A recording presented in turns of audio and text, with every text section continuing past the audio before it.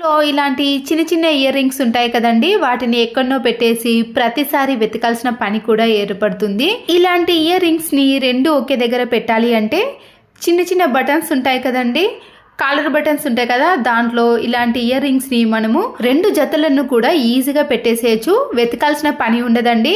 ఎప్పుడంటే అప్పుడు మనం వీటిని తీసుకొని ఇయర్స్ కి పెట్టుకోవచ్చు. దీనివల్ల మనము ప్రతిసారి వెతకాల్సిన పని ఉండదు, టైం కూడా మనకి సేవ్ అవుతుంది. స్పాంజ్ స్క్రబ్బర్ ఉంటుంది కదండి, ఆ స్క్రబ్బర్ని మనము ఏదైనా స్టిక్కు పొడవైన స్టిక్ని తీసుకొని ఇలా రౌండ్గా మలుచుకొని రబ్బర్ బ్యాండ్ని కానీ ఏదైనా థ్రెడ్ని కట్టేసేయండి. ఇలా కట్టేసిన దాన్ని మనము వాటర్ బాటిల్స్ ఉంటాయి కదండి, అడుగు బాగానే క్లీన్ చేయలేకపోతాం కదా, ఇలా ముందుగా మనము రాళ్ళ ఉప్పును ఈ వాటర్ బాటిల్లోకి వేసి హాట్ వాటర్ని కానీ మామూలు వాటర్ని వేసినాక మనము ఈ స్టిక్తో ఇలా స్పాంజ్ స్క్రబ్బర్తో అడుగు బాగాన కూడా చాలా ఈజీగా క్లీన్ చేసుకోవచ్చండి. ఫ్రెష్ వాటర్తో క్లీన్ చేసినాక చూడండి ఎంత నీట్గా అయిందో. మన ఇంట్లో చాలా రకాల అయిపోయిన కోల్గేట్ పేస్ట్లు ఉంటాయండి, ప్రతిసారి ఇవి ఎందుకని పడేస్తాం, కానీ అయిపోయిన తర్వాత వీటిని ఇలా సీజర్తో చిన్న చిన్న పీసెస్గా కట్ చేసుకోవాలి. కట్ చేసుకున్న ఈ కోల్గేట్ పేస్ట్లో ఎంతో కొద్దిగా పేస్ట్ అనేది ఉంటుందండి.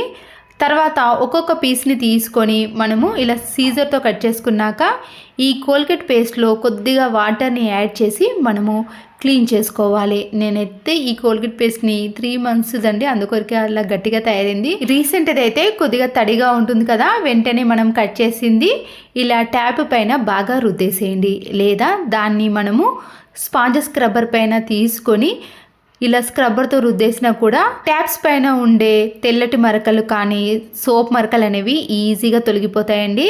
చూసారు కదండి ఎంత షైనింగ్లోకి వచ్చాయో. ఎంత పాత ట్యాప్స్ అయినా సరేనండి, కోల్గేట్ పేస్ట్తో క్లీన్ చేసినాక నీట్గా షైనింగ్లోకి వస్తాయి.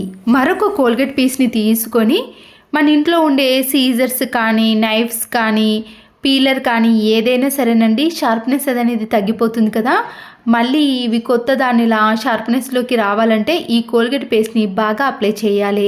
ఇలా అప్లై చేసిన తర్వాత ఏదైనా మనము స్టీల్ దాంతో బాగా రుద్దేశామనుకోండి, ఇవి మళ్ళీ కొత్త దానిలా షార్ప్నెస్లోకి వస్తాయి. వాటర్తో క్లీన్ చేయకుండా ఏదైనా పొడి క్లాత్తో క్లీన్ చేసుకోవాలి. కోల్గేట్ పేస్ట్తో ఇలా ఒక్కసారి చేసిన తర్వాత మీరు ఎంత మందంగా ఉన్న వాటిని కట్ చేసినా సరేనండి, ఈజీగా కట్ అవుతాయి.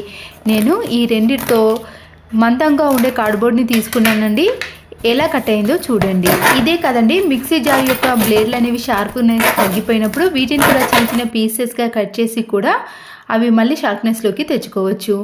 ఇంకొక పీస్ని తీసుకొని ఇంట్లో ఉండే వాష్ బేసిన్ కానీ సింక్ కానీ ఏదైనా బ్యాడ్ స్మెల్ వచ్చినప్పుడు దీంతో క్లీన్ చేసుకున్నారనుకోండి, బ్యాడ్ స్మెల్ అనేది అస్సలుకే రాదు, క్లీన్ అవ్వటం కూడా చాలా ఈజీగా క్లీన్ అయిపోతాయి.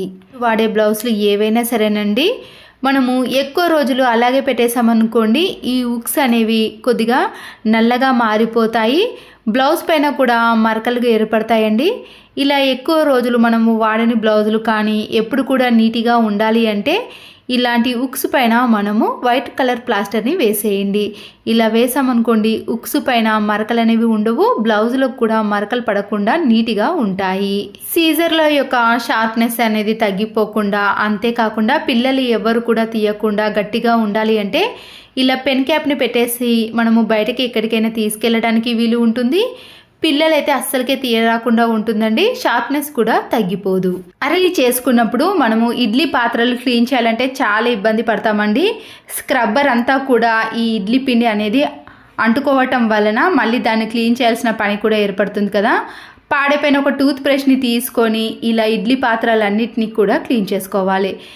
ముందుగా మనము నానబెట్టుకొని ఇలా క్లీన్ చేసుకున్నాం అనుకోండి, చాలా త్వరగా ఇడ్లీ పాత్రల నుంచి అవి సపరేట్ అవుతాయి. మనము స్క్రబ్బర్ని కూడా యూజ్ చేయాల్సిన అవసరం ఉండదు. మన చేతికి కూడా ఇడ్లీ పిండి అనేది అంటుకోకుండా ఉంటుంది.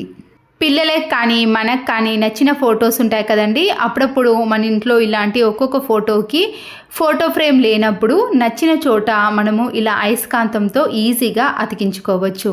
నేనైతే ఇలాంటి సింగిల్ ఫొటోస్ని ఫ్రిడ్జ్ డోర్కి అతికించేస్తున్నానండి. ముందుగా ఏదైనా అయస్కాంతాన్ని ఫ్రిడ్జ్ డోర్కి పెట్టేసి దానిపైన ఫోటో పెట్టి మరొక అయస్కాంతాన్ని పెట్టేసామనుకోండి, మనము ఎక్కడంటే అక్కడ ఈజీగా ఇలాంటి ఫొటోస్ని, పిల్లలకి నచ్చిన ఫొటోస్ని కూడా అతికించుకోవచ్చు. ఫ్లవర్ని మనము మార్కెట్ నుంచి తెచ్చుకొని ఫ్రిడ్జ్లో కవర్లో పెట్టి అలాగే స్టోర్ చేసుకున్నాం అనుకోండి, త్వరగా నల్లబడిపోతాయి. ముందుగా దాని వెనుక ఉండే కాడలు ఉంటాయి కదండి, ఆ కాడలన్నిటిని కూడా కట్ చేసేయండి. వీటన్నిటిని ఒక కవర్లో వేసి ముడి వేసిన తర్వాత మనము గట్టిగా బండకేసి కొట్టేసామనుకోండి, ఇవన్నీ కూడా ఇలా చిన్న చిన్న పీసెస్గా కట్ అవుతాయి. మనము నైఫ్తో కూడా కట్ చేయాల్సిన పని ఉండదండి. తర్వాత వీటిని అలాగే కవర్లో పెట్టేసి ఫ్రిడ్జ్లో స్టోర్ చేసుకున్నామనుకోండి, అప్పుడు పురుగు కానీ బూజు పట్టకుండా ఉంటుంది. ఇవన్నీ కూడా విడివిడిగా అవుతాయి కాబట్టి ఫ్రిడ్జ్లో ఎన్ని రోజులు స్టోర్ చేసుకున్నా కూడా పాడవకుండా ఉంటుంది. పిల్లలు కానీ మనం కానీ ఏవైనా తయారు చేసినప్పుడు ఫెవికల్ని మన చేతికి పెట్టుకొని అంటిస్తాం కదండి, దీనివల్ల స్మెల్తో పాటు మన చేతిని కూడా పదే పదే ఫ్రెష్ చేసుకోవాల్సిన పని కూడా ఏర్పడుతుంది కదా. మన ఇంట్లో వైట్ కలర్ ప్లాస్టర్ కానీ ఎలాంటి ప్లాస్టర్ అయినా సరేనండి, ముందుగా ఈ ప్లాస్టర్ని మన చేతి వేలకు వేసుకోవాలి. ఈ ప్లాస్టర్ పైన ఫెవికల్ని కానీ గమ్ని కానీ గ్లూ గమ్ని కానీ ఏదైనా సరేనండి ఇలా పెట్టేసుకొని ఎక్కడైతే మనం అంటించుకోవాలనుకుంటున్నామో ఆ ప్లేస్లో ఇలా అప్లై చేయండి. ఇలా చేయటం వలన మన పని చాలా సులువైపోతుంది. మళ్ళీ మనకి ఎలాంటి స్మెల్ రాదు. మన చేతి వేళ్ళను కూడా పదే పదే క్లీన్ చేయాల్సిన పని కూడా ఉండదు. ఇలాంటి డయాగ్రామ్స్ కానీ పిల్లల పేజెస్ కానీ ఏది కావాలన్నా కూడా ఈ టిప్ అనేది యూజ్ అవుతుంది. టమాటా చారు కానీ టమాటా చట్నీ కానీ లేదా ఇలా టమాటాపై పొట్టు అనేది చాలా ఈజీగా రావాలి అంటే బాగా మరిగించిన హాట్ వాటర్లో మీరు ఈ టమాటాలను వేసేయండి. లేదా ముందుగానే పైన కొద్దిగా ఘాటు పెట్టి కూడా ఈ హాట్ వాటర్లో వేసేసారనుకోండి, పొట్టు అనేది చాలా ఈజీగా వచ్చేసిందండి. చాలామందికి టమాటాపై ఉండే పొట్టు అనేది డైజెషన్ కాని వాళ్ళు కానీ లేదా టమాటా అనేది చాలా త్వరగా ఉడకడానికి టమాటా చారు పెట్టుకునేటప్పుడు ఇలా తొక్కను తీసేసి డైరెక్ట్గా మనము టమాటాలను గట్టిగా అనేసామనుకోండి, దాంట్లో నుంచి రసం అనేది వచ్చేస్తుంది. ఇలా తక్కువ టైంలో మనము చట్నీ కానీ రసం చేసుకోవాలంటే ఈ టిప్ అనేది యూజ్ అవుతుంది. అంతేకాకుండా మనకి గ్యాస్ కూడా ఆదా అవుతుంది. అయిపోయిన పెన్ క్యాప్స్ కానీ వేస్ట్గా ఉండే క్యాప్స్ ఉంటాయి కదండి, దాన్ని తీసుకొని ఇలా క్యాప్కి డబుల్ గమ్ టేప్ని అతికించేసేయండి. మనము ఇంటి బయట కానీ లేదా ఇంట్లో దేవుని పటాలకు ఎప్పుడైనా పండగలకు ఈ ఫంక్షన్స్కి మనము అగరబత్తీలు వెలిగించాలంటే స్టాండ్ ఉండదు కదండి, ఇలా పై వాటికి మనము డైరెక్ట్గా ఇలా దేవుని పటం కింద ఈ క్యాప్ను పెట్టేసి అగరబత్తీలను పెట్టేసామనుకోండి, మన పని అనేది చాలా సులువుగా అయిపోతుంది. మరొక యూస్ఫుల్ టిప్, సోప్ అయిపోయిన తర్వాత మనము సోప్ బాక్స్లో నుంచి లేదా సోప్ కవర్లో నుంచి సోప్ని తీసినాక ఇది వేస్ట్ అని పడేసాం కదండి, అలా కాకుండా మన ఇంట్లో ఉండే చిన్న చిన్న నాప్కిన్స్ కానీ లేదా సాక్స్లు ఉంటాయి కదండి, పిల్లలు వేసుకునే సాక్స్లను మనము ఫ్రెష్గా వాష్ చేసిన తర్వాత ఈ సోప్ బాక్స్లో పెట్టేసామనుకోండి, దాంట్లో నుంచి తీసిన తర్వాత మనకి ఆ రోజంతా కూడా మంచి సువాసన అనేది వస్తుంది. పర్ఫ్యూమ్ని కూడా యూజ్ చేయాల్సిన పని ఉండదు. కిచెన్లో వంట చేయడానికి గ్యాస్ లైటర్ని ఖచ్చితంగా యూజ్ చేస్తామండి. ప్రతిసారి మనము ఇలా ఆయిల్తో తీసుకున్నప్పుడు దానికి జిడ్డుగా తయారవుతుంది. వాటర్తో క్లీన్ చేయలేం కదండి, కోల్గేట్ పేస్ట్ని కొద్దిగా అప్లై చేసి చేత్తో కానీ స్క్రబ్బర్తో కానీ ఇలా గట్టిగా రాసామనుకోండి, దానికి ఉండే జిడ్డు మరకలు అనేవి పోతాయి. తర్వాత మనం టిష్యూ పేపర్తో కానీ క్లాత్తో క్లీన్ చేసుకున్నాం అనుకోండి, గ్యాస్ లైటర్ అనేది మంచి షైనింగ్లోకి రావటమే కాకుండా నీట్గా కనబడుతుంది. గ్యాస్ లైటరే కాకుండా మీరు ఆయిల్ క్యాన్ని కూడా ఈ టిప్ తోటే క్లీన్ చేసుకోవచ్చు. ఒక గిన్నెని తీసుకొని అయిపోయిన ఖాళీ ట్యాబ్లెట్ షీట్స్ ఉంటాయి కదండి, వాటిని చిన్న చిన్న పీసెస్గా కానీ లేదా ఇలా హాఫ్గా కట్ చేసి వేసేయండి. దీంట్లో కూల్ వాటర్ కాకుండా గోరువెచ్చగా ఉండే హాట్ వాటర్ని వేసుకోవాలి. ప్రతిరోజు పెట్టుకునే జ్యువెలరీ ఐటమ్స్ కానీ లేదా ఎప్పుడైనా పెట్టుకునే ఇలాంటి ఇయర్ రింగ్స్, చైన్స్ ఉంటాయి కదండి, వాటన్నిటిని కూడా ఇందులో వేసి ఒక 10 మినిట్స్ పాటు అలాగే ఉంచేసేయండి. తర్వాత మనం వీటిని నీటిలో నుంచి తీసి ఏదైనా క్లాత్తో క్లీన్ చేసామనుకోండి, ఇవి మళ్ళీ ఎప్పటి మాదిరిగా నీట్గా కొత్త దానిలా కనిపిస్తాయి. కలర్ అనేది ఖచ్చితంగా చేంజ్ అవుతుందండి. సర్ఫ్ను కానీ లిక్విడ్ని యూజ్ చేసే బదులు ఇలా అయిపోయిన ట్యాబ్లెట్ షీట్స్తో క్లీన్ చేయండి, చాలా నీట్గా వస్తాయి. ఇంట్లో స్టోన్స్ బ్యాంగిల్స్ కానీ లేదా పగిలే బ్యాంగిల్స్ ఏవైనా సరేనండి, మనము ఎక్కడికైనా బయటకి తీసుకెళ్ళేటప్పుడు మనము హ్యాండ్ బ్యాగ్లో పెట్టుకున్నప్పుడు స్టోన్స్ అనేవి పోతాయి లేదా పగిలిపోతాయి అనే టెన్షన్ ఉంటుంది కదా, అలా కాకుండా ఇలా హెయిర్ బ్యాండ్లో మనము ఒక డజన్ కానీ హాఫ్ డజన్ వరకు కూడా పెట్టుకోవచ్చండి. నేనైతే ఇలా స్టోన్స్ బ్యాంగిల్స్ అనేవి పెట్టుకున్నాను, ఎందుకంటే మనము ఎక్కడ పెట్టినా కూడా స్టోన్స్ అనేవి కలర్ చేంజ్ అవుతాయి లేదా స్టోన్స్ అనేవి పోతాయి కదా. అంతేకాకుండా ఇంట్లో పెట్టుకున్నా కూడా ఇలా హెయిర్ బ్యాండ్లో పెట్టేసామనుకోండి స్టోన్స్ అనేవి పోకుండా ఉంటాయి. ఇంట్లో ఇలాంటి రఫ్గా ఉండే షీట్స్ ఉంటాయి లేదా మీరు స్టీల్ స్క్రబ్బర్నైనా యూజ్ చేయొచ్చండి. నైఫ్లు కానీ లేదా సీజర్స్ ఏవైనా సరేనండి, పీలర్ అలాంటివి పదును అనేది తగ్గిపోయినప్పుడు ఈ షీట్ పైన బాగా రఫ్ చేసామనుకోండి మళ్ళీ ఇవి షార్ప్నెస్లోకి వస్తాయి.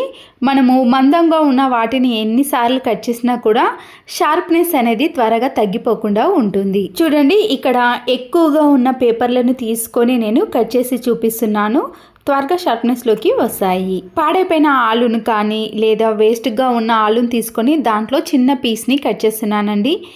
దీన్ని ఫోక్తో కానీ లేదా మామూలుగా చేత్తో పట్టుకొని మన ఇంట్లో ఉండే అద్దాలు ఉంటాయి కదండి, డ్రెస్సింగ్ టేబుల్ అద్దాలు కానీ వాష్రూమ్లో సోప్ మరకలు వాటర్ మరకలు పడి జిడ్డుగా తయారవుతాయి కదా, అలాంటి వాటిని మనము ఈ ఆలుతో క్లీన్ చేసామనుకోండి ఎలాంటి మరకలైనా ఈజీగా తొలగిపోతాయి.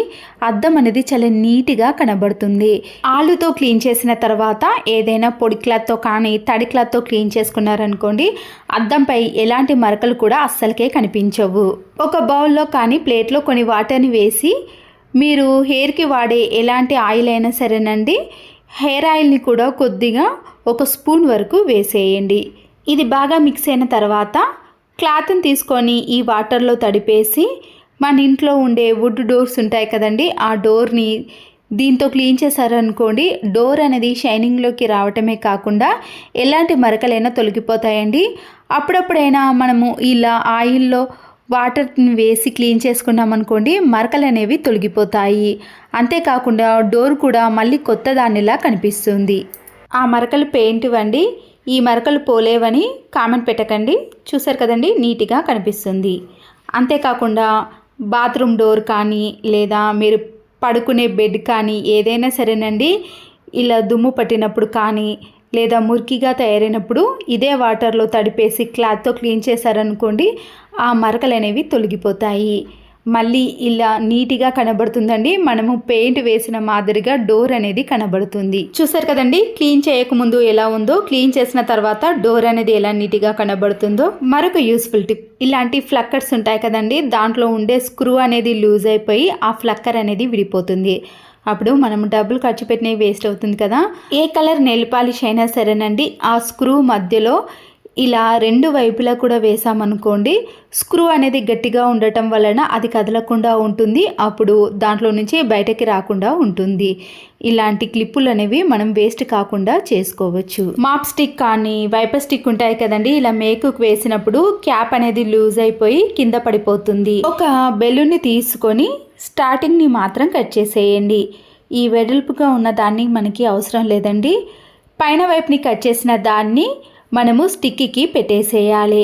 ఇలా చేయటం వలన మళ్ళీ ఆ క్యాప్ పెట్టేసేటప్పుడు గట్టిగా ఉంటుందండి, కింద జారకుండా ఉంటుంది.